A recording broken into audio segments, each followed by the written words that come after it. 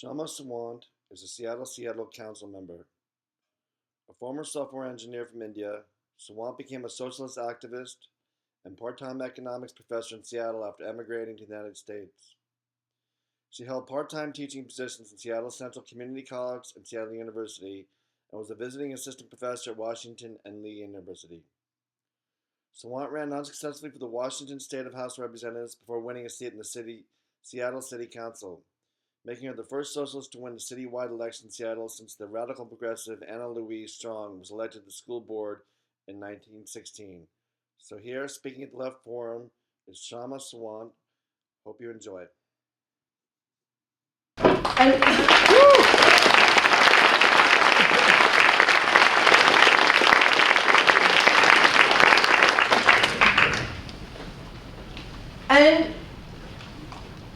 And recognizing that the popularity of the U.S.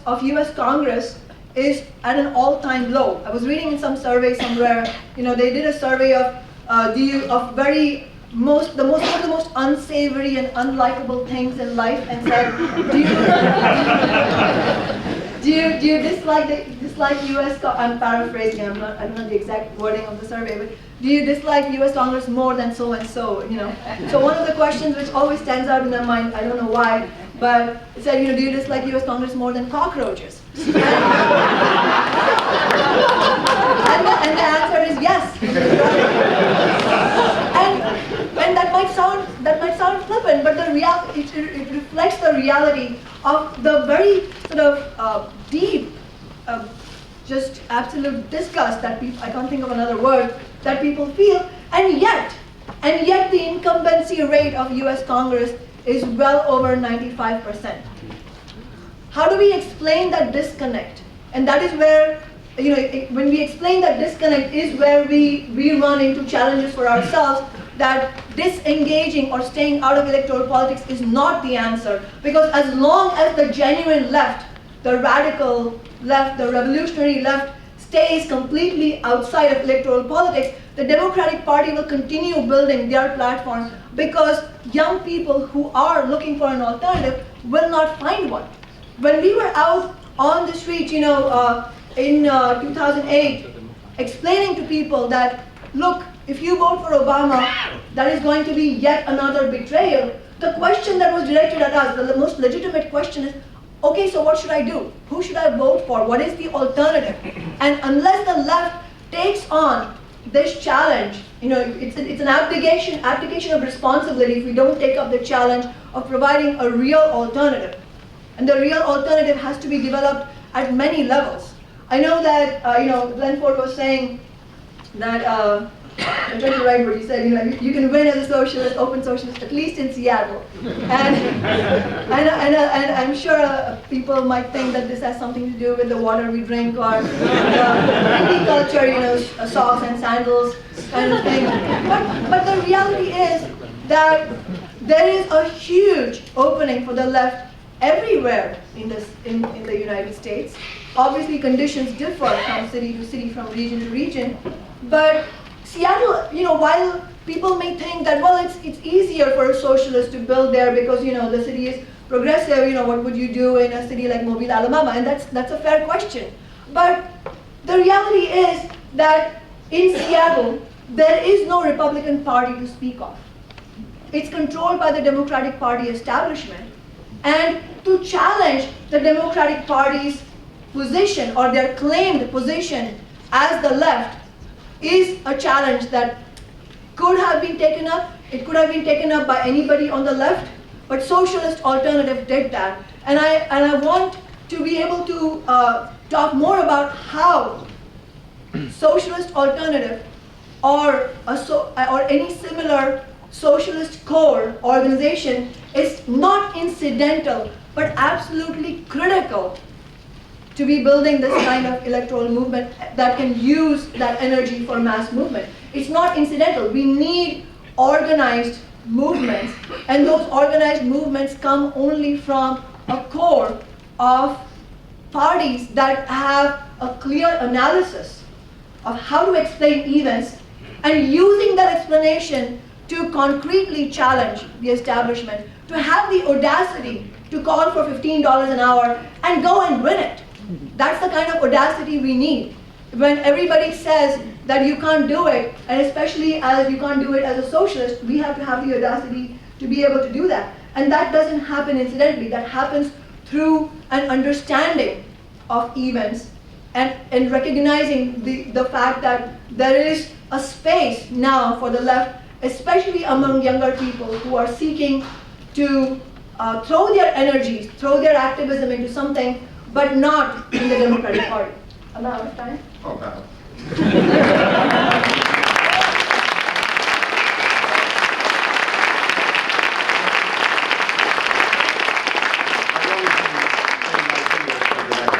Read the first question and then I'll ask Mr. Reisinger some questions.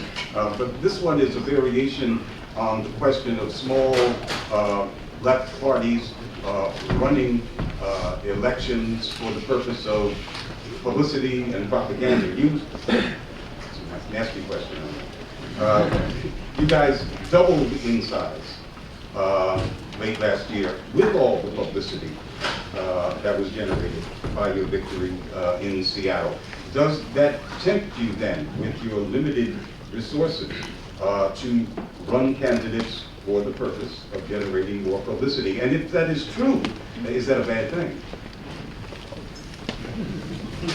I knew that you were going to ask me that question.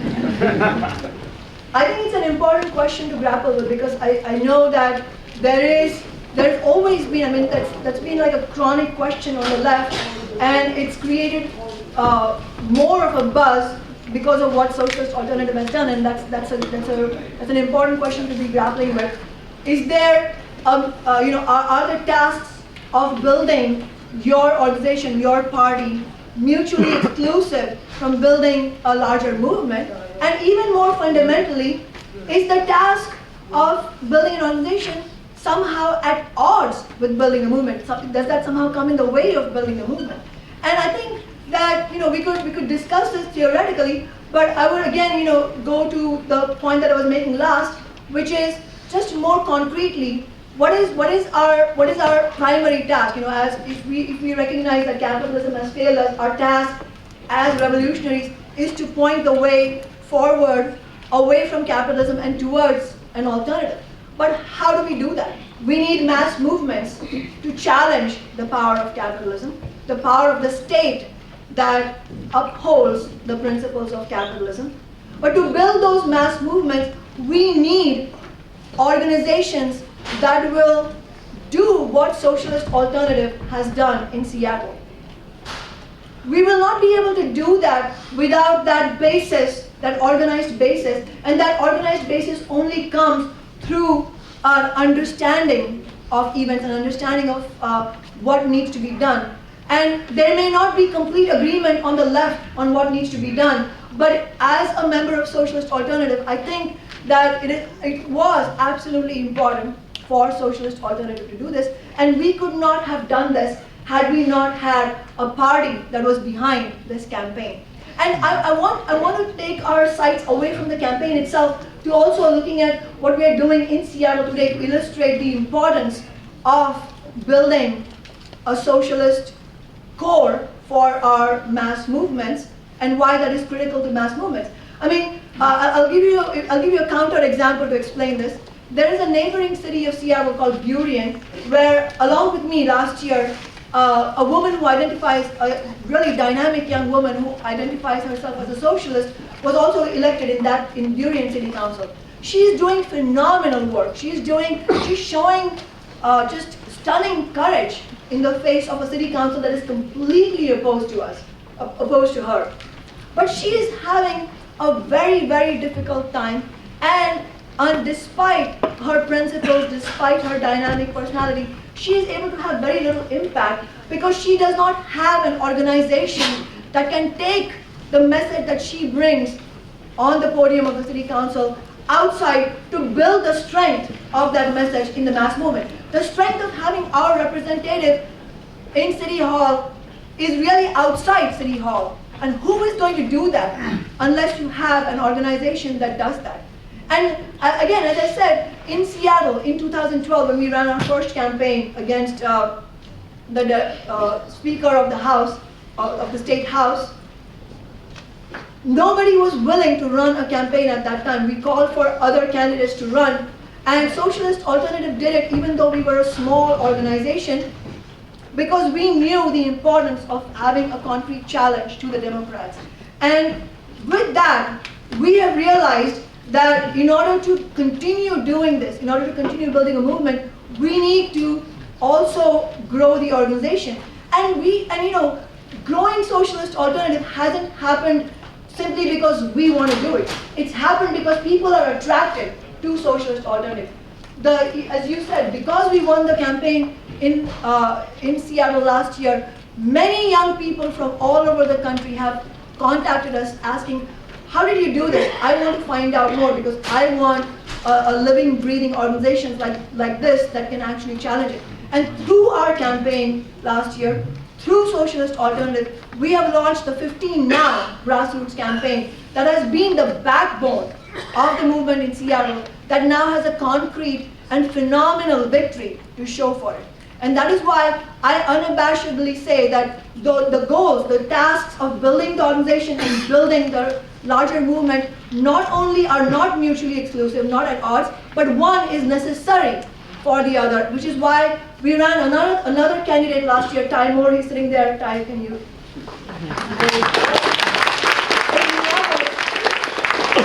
Who came very close to winning the election campaign. And this year we're running Jess Spear, who's right here, for the State House against Frank Chop, against the same guy we ran against in 2012. And I think we're going to beat him this time.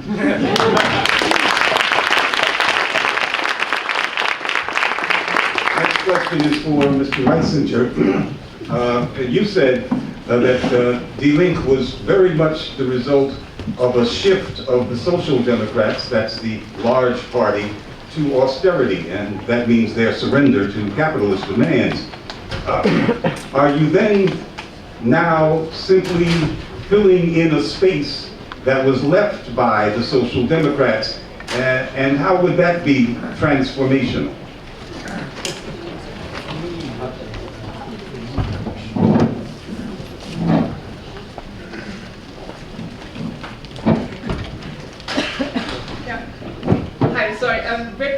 I'll try to translate because I think this will speed things up a little bit. So he will start in German and wave if you can't understand. Ja, man kann schon sagen, dass die Linke in die Lücke getreten ist und tatsächlich Positionen eingenommen hat, die die Sozialdemokratie früher vertreten hat, also für den Wohlfahrtsstaat, für den Erhalt der Sozialsysteme, für gesellschaftliche Umverteilung, sie sich auf diese Rolle aber nicht beschränkt. Well, I think you can in a way say that Die Linke has stepped into the gap that was opened up by the Social Democrats and picked up positions that the Social Democrats abandoned, like favoring the social state or welfare state, talking about redistribution of wealth, but this is not the only thing that the left party is doing. Die Basis der Linken ist keine antikapitalistische oder revolutionäre Bewegung in Deutschland, sondern eine Unzufriedenheit über die soziale und wirtschaftliche Politik der Konservativen oder auch der Sozialdemokraten. The basis of our politics in Germany is not so much a revolutionary movement or base or feeling within the population, but very much people being disenchanted and discontent with the ruling politics of Social Democrats and Conservatives. Aber die Politik der Linken, das Selbstverständnis der Linken ist, dass wir eine grundsätzlich antikapitalistische, sozialistische Perspektive haben. But our understanding of Die Linke is that we have an anti-capitalist and transformative approach or view perspective, and that Die Linke has to open up this perspective. Wir versuchen den Kampf und die Auseinandersetzung um die sozialen Standards, um die Löhne, um die Verteilung des gesellschaftlichen Reichtums zu verbinden mit einer transformatorischen Perspektive über den Kapitalismus hinaus. So we try to link our fights for the welfare state, for redistribution of wealth, with a transformative perspective that aims beyond capitalism. Und wir versuchen ein Parteikonzept aufzubauen, einer Mitglieder- und Bewegungspartei, die eine vorwärtstreibende Rolle in den gewerkschaftlichen Kämpfen und in den sozialen Bewegungen spielt. And we try to push for a party concept that is based on membership and based on movements and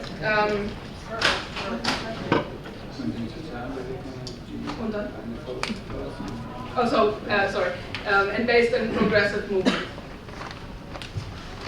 Und wir beginnen damit auch Kampagnefähigkeit herzustellen, die uns ermöglicht, in einzelnen Themenstellungen hegemoniefähig zu werden. Hegemoniefähig heißt eben zum Beispiel beim Mindestlohn oder bei Forderungen gegen die prekären Arbeits- und Lebensverhältnisse Mehrheiten für uns zu gewinnen, aber sie nicht nur in Umfragen zu gewinnen, sondern sie auch in die gesellschaftliche Auseinandersetzung zu führen.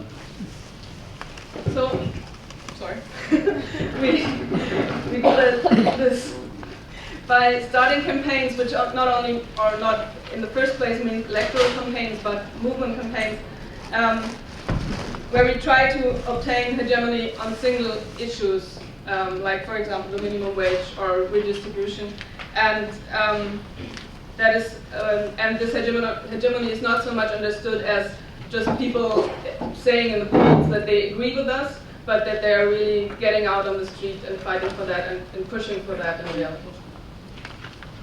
Dafür ist unsere Partei immer noch zu klein und zu wenig in der Gesellschaft verankert. Wir haben 65.000 Mitglieder und in vielen Bereichen ist unsere Reichweite noch zu begrenzt und unsere Verankerung in den Gewerkschaften muss noch deutlich erhöht werden.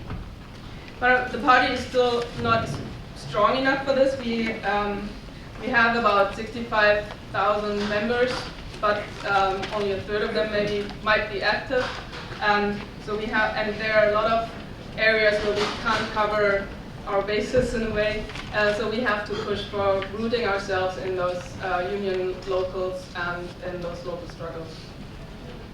Ziel ist also einerseits eine starke Verankerung und eine vorwärtstreibende Funktion in der Gesellschaft und in den außerparlamentarischen Bewegungen und Gewerkschaften und andererseits eine starke Repräsentation in den Parlamenten. So we try to combine strong representation within Parliament with a stronger rooting ourselves in unions and struggles. I think we said that before. Und lasst mich noch einen letzten Satz sagen zum Verhältnis Reform oder Revolution. Rosa Luxemburg, eine bekannte Sozialistin in Deutschland, hat einmal gesagt, die Alternative heißt nicht Reform oder Revolution, sondern Reform und Revolution. So one last sentence to the relation of reform and revolution, quoting Rosa Luxemburg, who once said that it's not a question of that there's an alternative between opting for revolution or reforms, but we need reforms and revolutionary perspectives. Der Unterschied zur Sozialdemokratie besteht darin, dass man für jede Verbesserung, für jede Reform, die einen Fortschritt darstellt, heute gesellschaftliche Kämpfe führen muss und die nicht einfach über Regierungsbeteiligungen erzielt werden kann. And there's a main difference to the Social Democrats, that we can only achieve these reforms or these bettering of living standards through struggles and not through partaking in a government, only partaking in a government.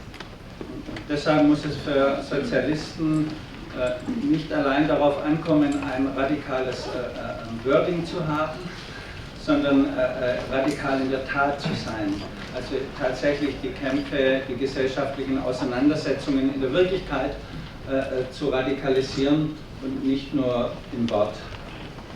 So socialists not only need to be radical in the wording, but to be able to radicalize real actions and obtain radical outcomes. Und deshalb wollen wir eine Partei mit aufbauen, die tatsächlich in der Tat radikaler und revolutionärer sein kann.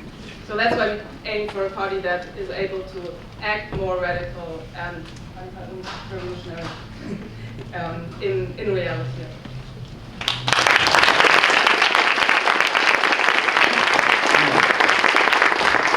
The next question is for Ms. Sawant. I was at your conference in Seattle, and thanks so much for inviting me. And I saw that you tailored your position on the $15 an hour minimum wage to allow longer phase-ins for some categories of workers, longer phase-ins to that minimum than some of your party members would like, some allies would like, and probably you would have liked. So I guess the question is, how much of that was based on electoral considerations,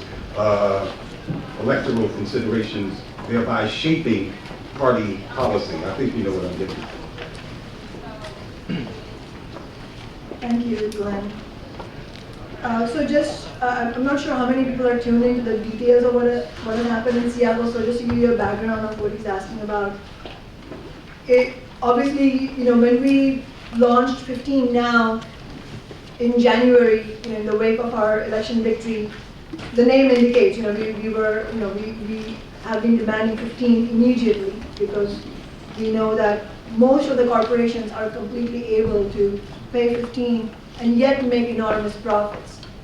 So I think what we've done with the $15 struggle shows what kind of real engagement we need to have with the wider layers of people who, as Bernard was saying, a lot of people who are turning to Die Linke, to the left in Germany, are not necessarily thinking about revolutionary questions. They're being radicalized by questions that affect their lives, what they see around them. The economic questions related to just the ravaging of the economy by austerity, environmental questions, which in the US are radicalizing a lot of youth. So it's concrete questions like that bring people into the movement.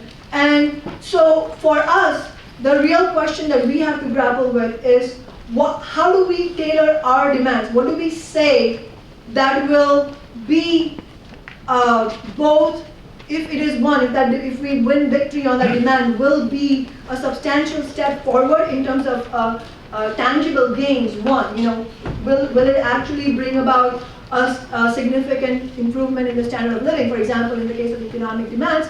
But that's not the only consideration for us when we formulate our political demands. It also has to be a question of how does it relate to the consciousness of people around us that we are trying to activate, that we know that people that are looking to be involved in activism but may not be where we are, may not understand what socialism is, but at the same time have a fire in their belly and want to fight back. So, $15 an hour, as an economist I can tell you it's obviously not enough to live on by any means in Seattle. But that demand really started taking shape, as Glenn correctly pointed out, when fast food workers in Manhattan actually walked out about a week before the 2012 Thanksgiving, demanding 15 and a union. And we could see, and this is something that Socialist Alternative did, at that moment, that year, by the way, when we ran against the state house speaker, we had $15 an hour as a demand in our campaign manifesto. But it was only after the fast food workers walked out that we had a sense, you just have a finger on the pulse and you feel like this demand is a demand that will really capture the imagination of large numbers of low-wage workers, especially young workers, some even with college degrees who are stuck in low-wage jobs and are going to be thinking about the question of minimum wage. And while 15 is not enough, and you could ask questions, or any kind of question. You could say, well, 18 is not enough, 25 is not enough. That's not even as much as productivity has increased. And in reality, wage slavery is unacceptable. Capitalism is unacceptable.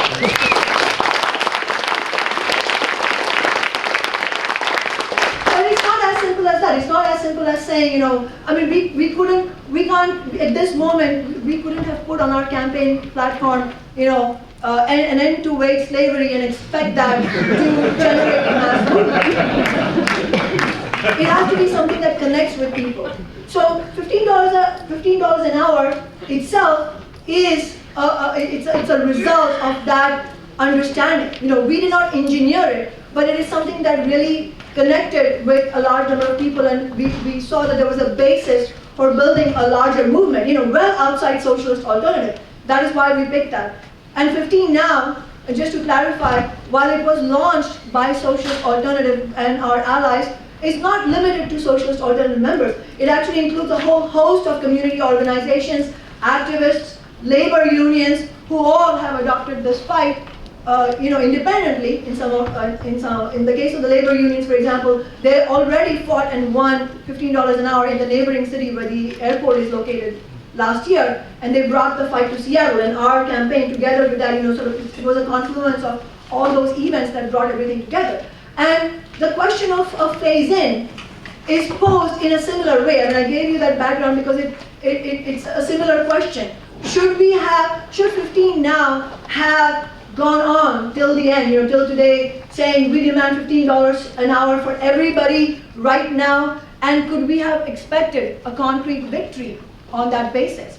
Our analysis was, and it was based on talking to hundreds, if not thousands of people, even union members. When you tell them, we're fighting for $15 an hour right now, what do you think about this 15 now campaign? And what we heard very decisively was this confusion about small business owners, small businesses. Will they be able to pay? Even employees at small businesses who want $15 an hour would say, and still say, well, I would like 15, but what about my, will this business survive? This person has been kind to me, and I don't want them to sink. I don't want them to go under. Now, we could have an endless discussion about how they may not sink, and ultimately, so what if they sink? Anybody who pays poverty wages should not have a business. We need an end to capitalism itself. We could do that, and we are doing that with people who are at a point